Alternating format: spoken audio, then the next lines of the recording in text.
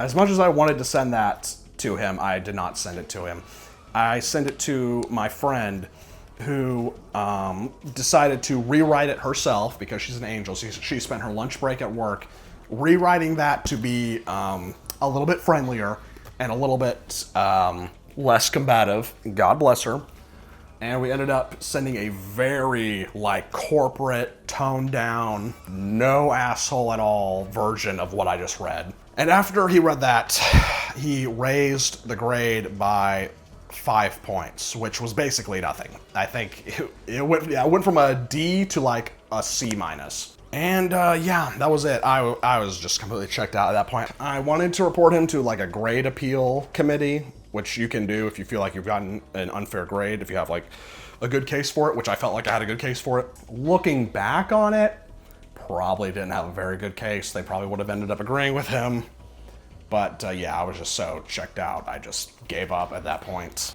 So yeah, that was the worst, both the worst group project I've ever had and probably the worst professor I've ever had. Because what the fuck was his problem, dude? Again, I cannot state this enough. Super lax. Did not care, did not check for cheating, half-assed it so much, and yet he just went completely off on this final presentation and destroyed our grades. And I really can't even begin to describe the rage I felt in the moment, especially because this was just like, you know, again, I only cared about film, I only cared about film classes. So the fact that this guy, who clearly did not give a shit about teaching students, the fact that he was so harsh on my video in a class that is not about editing video. I was like, who are you?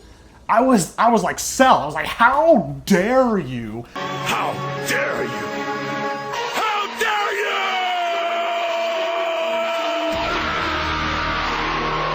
How dare you talk to me like that about my video? Oh my God, I was so angry, as you could see.